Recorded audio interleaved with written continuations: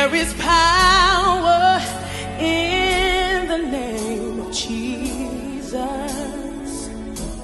to break every chain, break every... A graça e a paz do nosso Senhor Jesus Cristo esteja com todos vocês. Hoje é dia de regozijar no Senhor.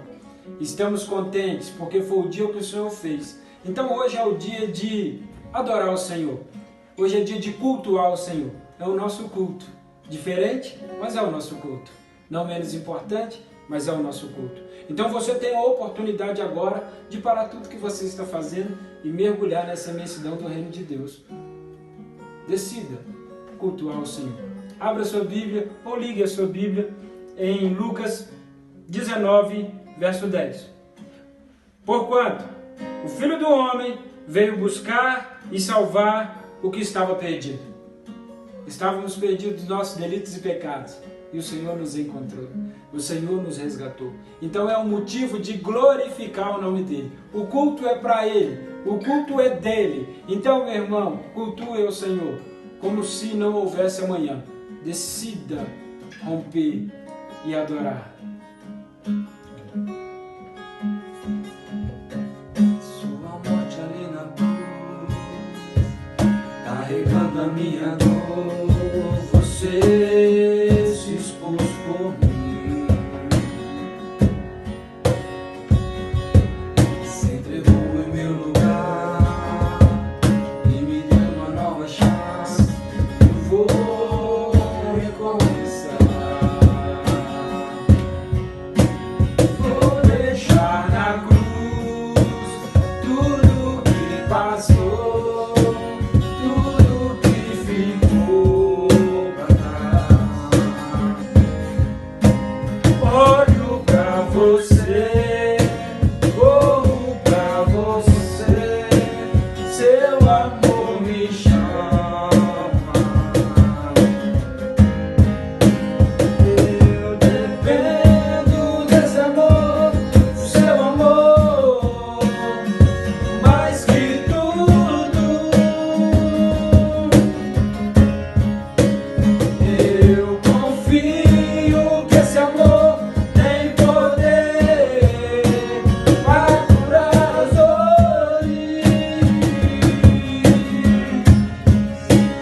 Eu dependo desse amor, do seu amor, mais que tudo. Eu confio que esse amor tem poder para curar as dores. Vou deixar na cruz tudo que passou, tudo que ficou pra trás. Olho pra você, corro pra você, seu amor me chama. Eu dependo desse amor, do seu amor, mais que tudo. Eu confio que esse amor tem poder pra curar dores.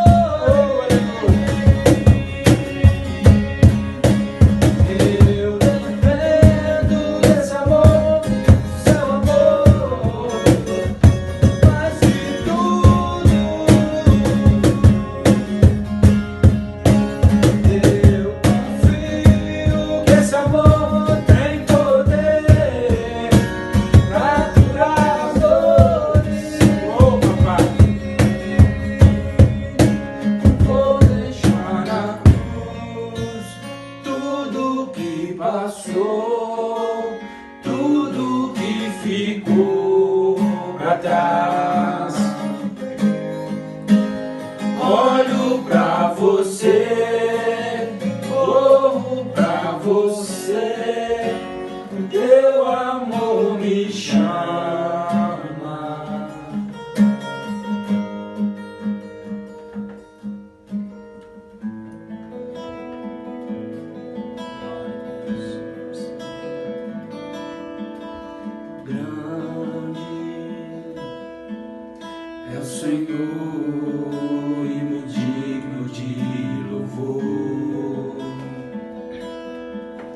na cidade do nosso Deus, teu santo monte. A alegria de toda a terra.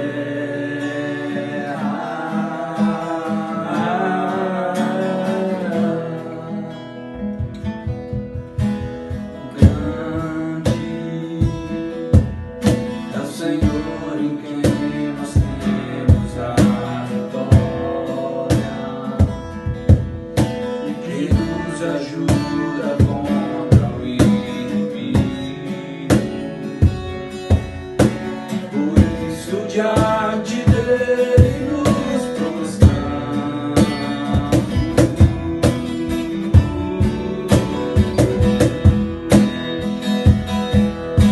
queremos o teu nome engrandecer e agradecer-te por tua obra em nossas vidas. Confiamos em teu amor, só tu és o Deus eterno sobre toda a terra e céu. Aleluia.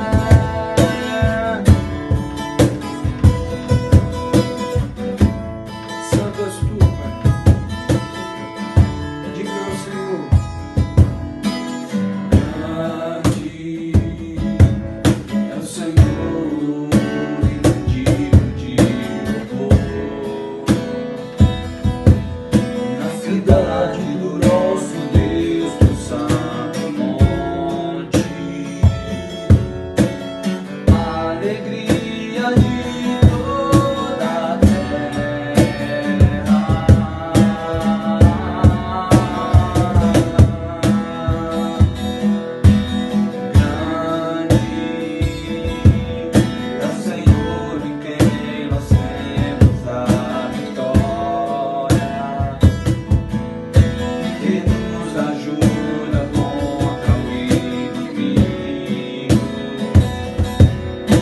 Por isso diante dele nos prostramos,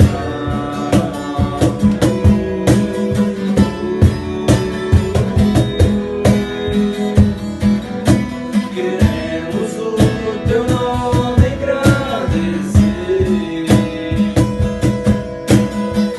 e agradecer-te por tua obra em nossas vidas. Confiamos em teu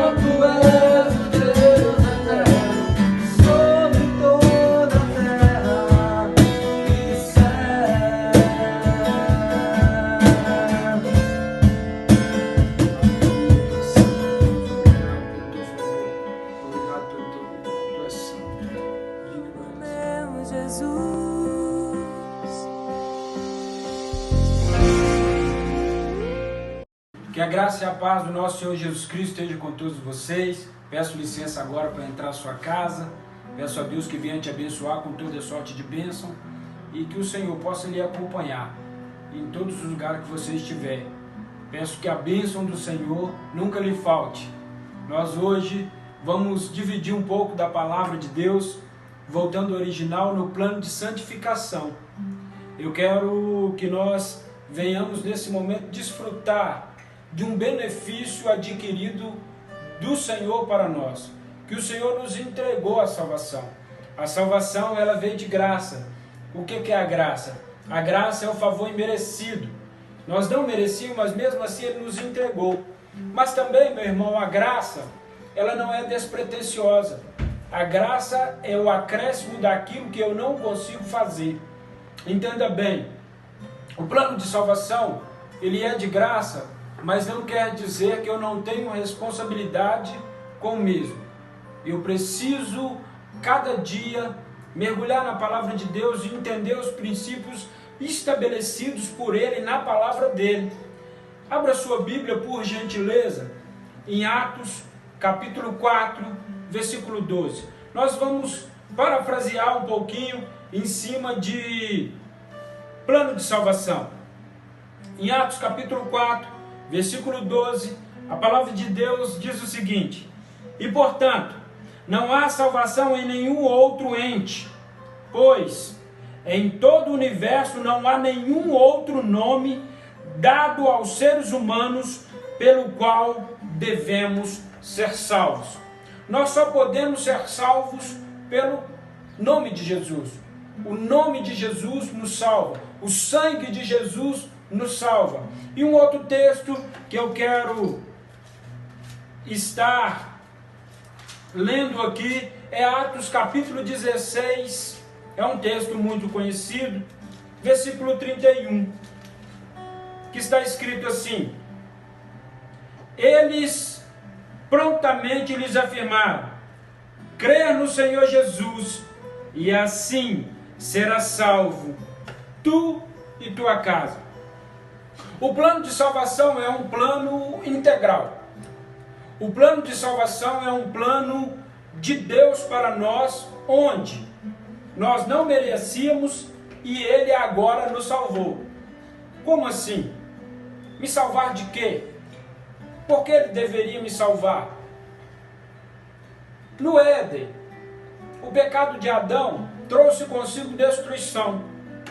E o Senhor mandou Jesus como segundo Adão para morrer pelos nossos pecados. Ele pagou toda a nossa dívida. Agora nós somos libertos, salvos por Ele, desde que nós o aceitamos como seu divino e Salvador. Entenda bem, em Gênesis vem falando da criatura criada por Deus. E Jesus, ele veio falando dos filhos nascidos dele, aquele que nasceu de novo. Quando Nicodemos, ele chega para Jesus e fala: como é isso de nascer de novo? Jesus fala: você precisa nascer de novo da água e do Espírito. Aí Jesus ele fala, como assim? Como que eu vou entrar dentro da barriga da minha mãe e nascer de novo? Jesus, não. Você precisa nascer de novo do Espírito. Não é entrar dentro da barriga e nascer de novo. O novo nascimento é uma nova pessoa. É uma aceitação que não mais vivo eu, Cristo vive em mim. É uma aceitação que eu não posso ser mais a mesma pessoa. Jesus ele vem deixando alguns requisitos de salvação. Para que você seja salvo, você precisa confessar Jesus como seu divino Salvador. Após confessar Jesus como seu divino Salvador, o que devemos fazer? Batizar nas águas, ser batizado. E logo após ser batizado, nós precisamos cear com o Senhor. O mestre chama, vem cear.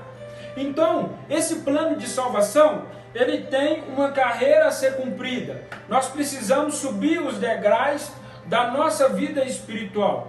Porque o plano de salvação, ele é presente e integral. Entenda bem, o céu não é o lugar para onde você vai. O céu é o lugar de onde você foi tirado pelo pecado de Adão e Eva. E agora, pela morte de cruz, você tem a oportunidade de retornar para o seu lugar de origem, que é o céu. Você é um peregrino nessa terra, mas você precisa entender o plano de salvação. O plano de salvação, ele é ininterrupto. O plano de salvação, ele é o benefício. E aí Jesus traz consigo o Evangelho. O que é o Evangelho? O Evangelho é a mudança, é a transformação, é o impacto que temos na nossa vida a partir do momento que conhecemos a Jesus. O Evangelho todo, ao homem todo, a todo homem. Essa é a proposta de Jesus. Todos nós temos o benefício da salvação, mas é necessário que confessamos a Jesus como nosso divino Salvador. E você, já fez a sua confissão de salvação? Você já aceitou Jesus como seu divino Salvador? É interessante pensar que nós fazemos essa citação de confessar Jesus, e ela é muito importante. Mas é importante também relembrarmos que não foi você que escolheu Jesus. Foi Jesus que te escolheu e te designou para que você vá e dê fruto, e o seu fruto permaneça, a fim de que tudo, no nome de Jesus, você peça, Ele conceda. Então, quando você era substância indiforme, lá no Salmo 139, versículo 16, o Senhor já te conhecia, e todos os dias da sua vida está escrito no livro da vida. Por isso que lá em João 15,16, Ele te escolheu. Não foi você que o escolheu, Ele te escolheu. Mas só, Ele não te escolhe numa imposição. Tanto que lá no Éden existia a árvore do conhecimento do bem e do mal. Deus, Ele não queria impor um relacionamento, Ele queria te atrair a desejá-lo, te atrair a se relacionar com Ele. E agora esse plano de salvação ininterrupto é esse relacionamento periódico com o Senhor. Então o confessar Jesus é você voltar para o lugar de onde você nunca deveria ter saído, os pés do Senhor. Eu quero que nós venhamos entender que Jesus, Ele veio para salvar todas as áreas da nossa vida.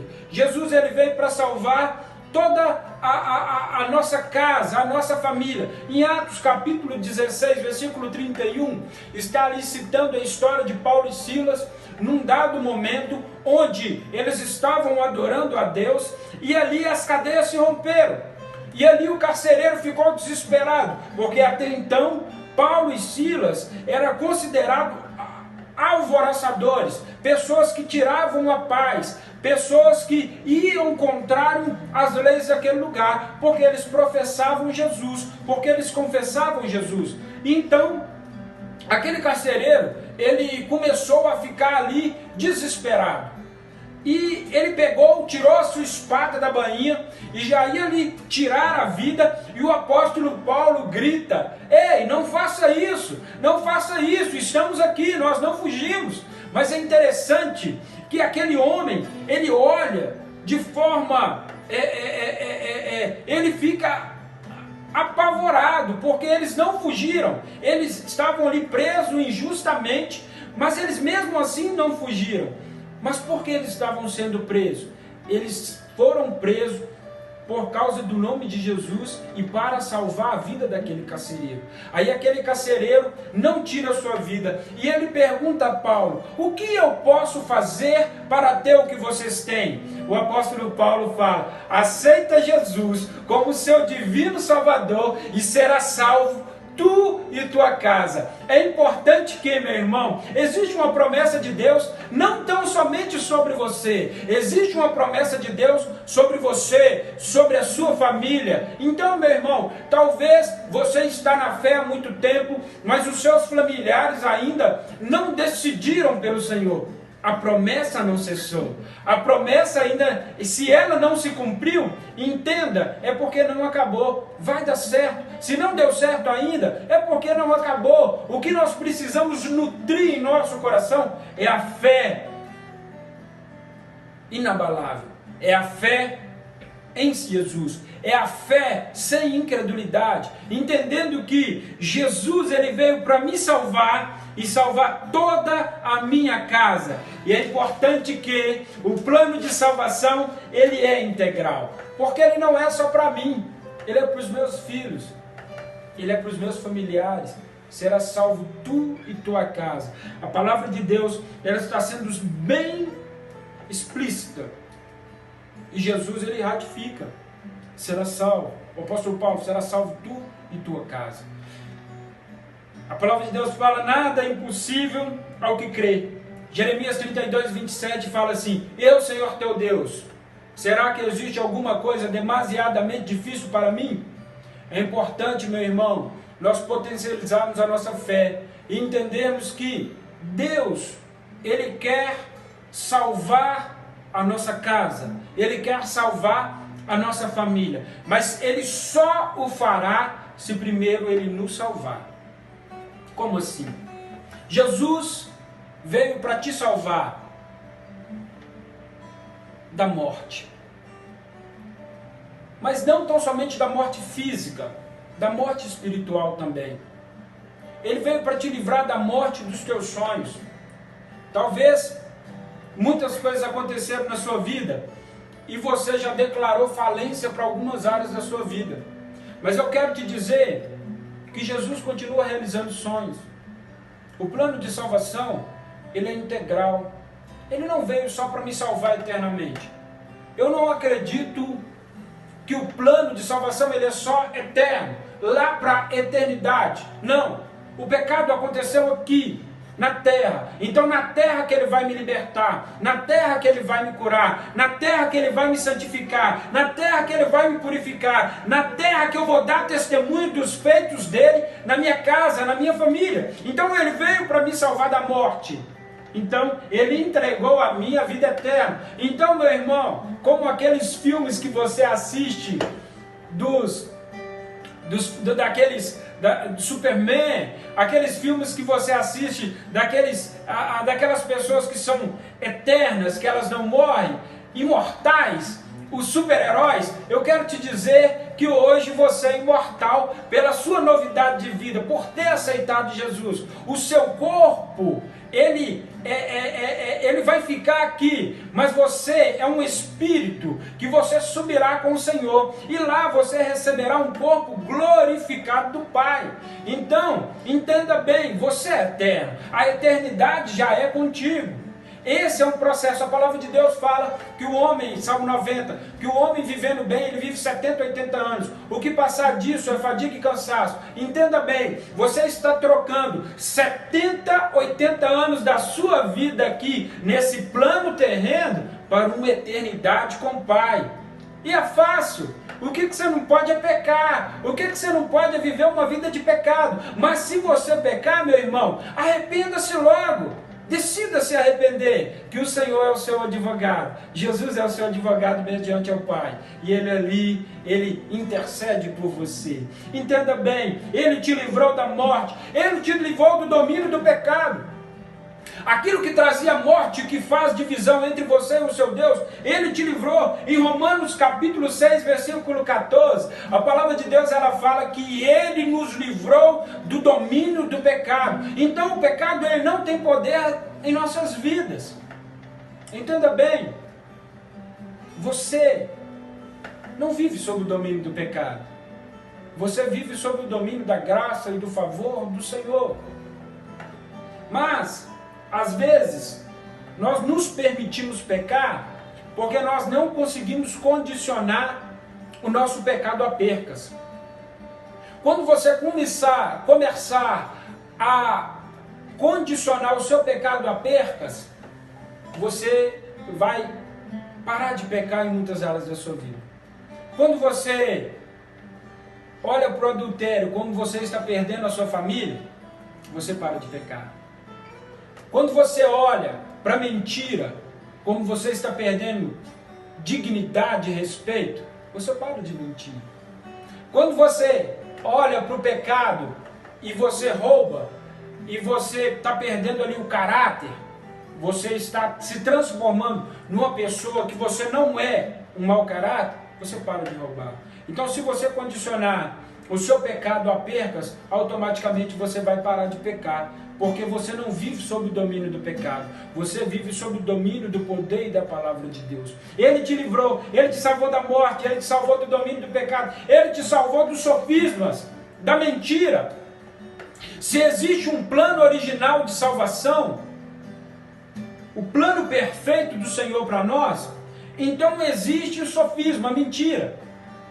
Em dados momentos é pregado muito sobre prosperidade, sobre muitas coisas. Eu não quero entrar nisso, mas eu quero que você entenda. O plano de salvação em Deus já te beneficia tudo isso. A palavra de Deus fala em Mateus capítulo 6, buscai primeiro o reino de Deus e a sua justiça, e as outras coisas vos serão acrescentadas. Mas o evangelho da mentira, o evangelho sofisma, ele é contrário ao plano de salvação, porque muitas pessoas têm medo do pecado. Não é para você ter medo do pecado, é para você ter temor do Senhor. E quando o temor do Senhor for latente no seu coração, automaticamente você vai parar de pecar. Porque o temor do Senhor é o princípio da sabedoria. E nós precisamos ser sábios. Então, esse evangelho, que é uma discrepância, que é um desserviço ao reino, precisa ser dissipado. Porque o Senhor nos livrou. Em Timóteo, capítulo 2, em 2 Timóteo, eu quero ler um texto aqui, em 2 Timóteo, capítulo 4, versículo 3. Olha o que a palavra de Deus diz a respeito de um evangelho de sofisma. 4:3. Porquanto chegará o tempo em que não suportarão o santo ensino, ao contrário, sentindo coceira nos ouvidos, reunirão mestres para si, mesmo de acordo com as suas próprias vontades. Por que ler esse texto a respeito dos sofismas? Sabe por quê, meu irmão? A palavra de Deus, ela não é para me fazer bem, é para me consertar. Então, muitas das vezes a palavra ela vem e me machuca, ou tira a tampa, a casquinha ali do meu ferimento, para que o Senhor possa passar o remédio e curar. Então, o evangelho, ele não tem que ser palatável. O evangelho, ele precisa ser seguido. É metanoia, mudança de direção. Eu estava num curso, um curso de servidão, um curso de perdição. Agora, o evangelho chegou da salvação. Eu mudei de caminho. E agora o meu caminho é a porta estreita. A porta é Jesus. É isso que é o evangelho. Jesus veio para me salvar da injustiça. É interessante pensar que Efésios também fala sobre isso. Efésios capítulo 4, verso 24. A palavra de Deus fala assim. Efésios 4, 24. Olha só. A vós revestireis do novo homem, criado para ser semelhante a Deus em justiça e em santidade, provenientes da verdade. Você foi feito justiça de Deus. Por mais que havia pecado, agora há justiça, há transformação, há mudança. A conjectura que eu quero fazer e sintetizar é que você não é aquilo que o mundo diz ao seu respeito. Você não é aquilo que a mídia fala a seu respeito. Você não é o que os maledicentes falam a seu respeito. A palavra de Deus, ela fala que você é mais que vencedor em Cristo Jesus. A palavra de Deus fala que você é filho de Deus, co-herdeiro com Jesus Cristo. É isso que a palavra de Deus fala. E Ele veio para te salvar de toda injustiça, de toda falta de moral, de todo caráter dúbio. Ele veio para ratificar, mudar, transformar, consolidar, solidificar os teus pés na rocha que é Ele. E Ele veio para te salvar de tudo isso. E agora, com essa salvação totalmente no seu coração, é o momento de externar essa salvação para o seu casamento. Eu não sei como está o seu casamento, mas Deus veio para salvar o seu casamento. Deus ama o seu marido, Deus ama a sua esposa. Então, a palavra de Deus é para você nesse tempo. Deus ama vocês. E a soma do amor de Deus para vocês é transformação, é cura, é libertação, é santificação. Deus veio para salvar a sua saúde. A palavra de Deus fala em Isaías 53, e ele levou sobre si todas as nossas dores e enfermidades. E o castigo que nos traz a paz estava sobre ele, e sobre as suas pisaduras fomos sarados. Eu não sei como que está o seu leito aí. Talvez você está acamado, talvez você está tomando remédio controlado, talvez você está passando por uma enxaqueca, uma gripe, qualquer coisa. Eu quero te dizer, meu irmão, que o Senhor levou sobre si dores e enfermidades. E o castigo que nos traz a paz estava sobre ele. E sobre as pisaduras, sobre toda dor que ele sentiu, ele removeu a nossa dor, ele removeu a nossa enfermidade. Então, meu irmão, não titubeia, creia que ele te salvou, creia que ele te libertou, creia que ele te curou, creia que ele te santificou. Essa é a proposta, é o que há para o momento. Deus veio para nos curar, a nossa saúde física. Ele veio para curar a nossa mente. Talvez a sua dor, talvez o seu sofrimento não é carnal, é emocional. Deus veio para curar as suas emoções. Deus veio para transformar as suas emoções. Salvou você em totalidade. Você é um corpo de Deus, templo do Espírito Santo. Então esse templo precisa ser ornado. Amém? E o outro, Jesus veio para salvar as suas finanças. Falar de dinheiro com o Senhor fala de mais de dinheiro na Bíblia do que tudo. Não quero pregar a teologia da prosperidade, mas só que em Provérbios, capítulo 30, Agur fala o seguinte: ó Deus, não me dê a miséria nem a pobreza, para que eu possa desacreditar do Senhor, que o Senhor é bom em me abençoar, parafraseando, viu meu irmão? Mas também não me dê a riqueza de forma exacerbada, que eu possa desviar dos teus caminhos. Dei-me do meu pão acostumado. Qual que é o teu pão acostumado? Eu não sei, você que sabe. Mas só que você precisa entender que o Senhor veio para salvar as tuas finanças. Miséria não glorifica o Senhor. Então, meu irmão, talvez você está passando por um momento adverso financeiro.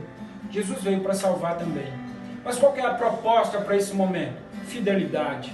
A fidelidade abre portas. A fidelidade faz com que eu receba do Senhor aquilo que já é meu. Eu costumo pregar lá na igreja, em alguns momentos, em algumas ministrações, o seguinte: que nós não precisamos de fé para adquirir. Nós precisamos de fé para amadurecer, para receber do Senhor aquilo que de fato é nosso. Como seu filho ou algum parente seu, quanto mais ele cresce, mais ele galga espaços dentro da família. É que nem você tem um carro e seu filho tem 5 anos. O carro é dele e seu, é seu e dele, mas só que ele não pode dirigir porque ele não tem idade suficiente para isso. É interessante, nós não temos do Senhor o que nós não temos maturidade ainda para ter. Se nós não tivermos esse entendimento, nós iremos brigar com tudo e com todos e não iremos amadurecer. Decida ser fiel ao Senhor. Em Provérbios 29, versículo 2, a palavra de Deus fala: quando o tolo governa, o povo geme. Quando eu sou insensato em governar a minha casa, a minha família vai gemer, a minha família vai sofrer. O ato de dizimar e ofertar, quando eu deixo de dizimar e ofertar, eu não estou punindo a congregação, o evangelho. Eu estou punindo a minha família, porque eu estou declarando que é eu que cuido da minha família, não é o Senhor que cuida. Talvez você tenha outro entendimento, mas meu irmão, do que eu estou falando, do que você está pensando, vamos ficar com a palavra? A palavra de Deus é viva e eficaz. A palavra de Deus que nos transforma. A palavra de Deus que muda as nossas vidas.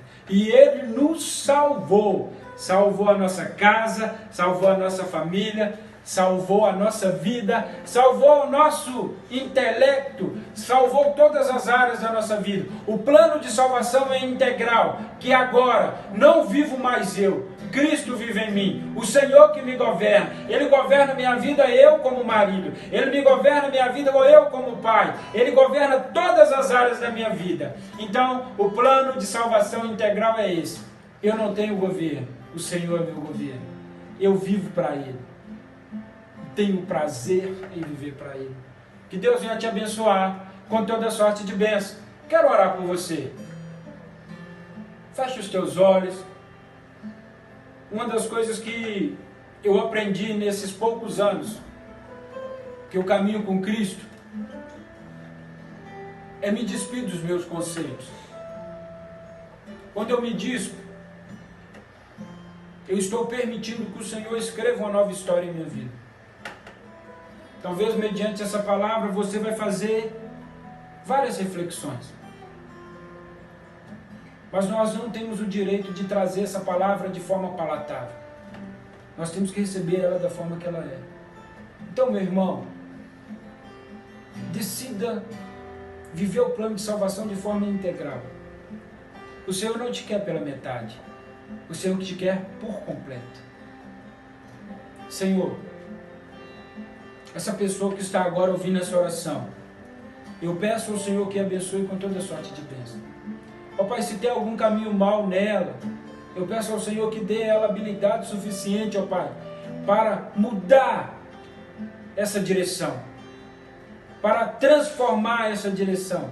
Que ela venha viver de fato, ó Pai, o plano de salvação integral do Senhor Jesus.